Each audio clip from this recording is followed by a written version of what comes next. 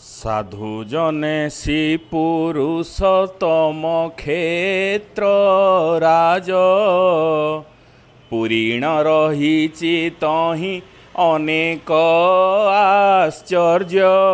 आश्चर्यर भूमि यही श्रीक्षेत्र नीलामय ठाकुर महाप्रभु ये नीला करुँच जो सप्तपुरी अमावास्या अनेक अमावास्या नीति पालन करा जाए एठारे महाप्रभुंकर किंतु ये जो भाद्रव मासरे जो अमावास्या आसूची ये सातपुरी अमावास्या बोली कह जाए जोटा कि पश्चिम ओडिशार एक गणपर्व ये महाप्रभु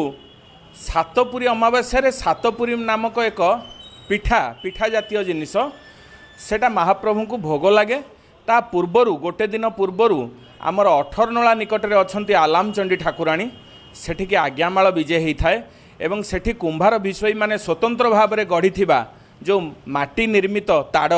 जेमती कि महाप्रभुंकर अधर समय स्वतंत्र वर्तमान अधरपणा निमित्त हांडी तैयारी होता ठीक से ही से गोटे ताड़ तैयारी हुए से स्वतंत्र भाव में निर्माण करा जाय थाए से ताड़ को आज्ञामाल प्रदान करा जाए आलामचंडी निकटरे लागी करा जायकरी घंट छता वाद्य काहाली साहाय्य लेंका सेवक कुंभार विषयी एमाने आनिकरी अति संतर्पण ताकू आनिकरी श्रीमंदिर रे दाखल करिथांती एवं श्रीमंदिर गोटे स्वतंत्र स्थान रे ताहा रही थाए एवं रात्रि रे जेतेबेले ये सब कार्य मध्याह्न धूप सरला परे हेई थाए तापर रात्रि रे जेतेबेले चतुर्दशी अवसर रे संध्या धूप महाप्रभुंकर शेष हेई थाए सेतेबेले महाप्रभुंक श्रीअंगरु आज्ञामाल प्रदान करि जाय थाए काल रात्रि अर्थात दक्षिणकाली निमंते जाय थाए उग्रतारा शूलपाणी सुभद्रा भुवनेश्वरी नीलाद्रेतु जगन्नाथ साक्षात दक्षिणकालिका कह जाए महाप्रभुंकर जो पाकशाला अच्छी अग्निकोण से जो रोषशाला तार प्रमुख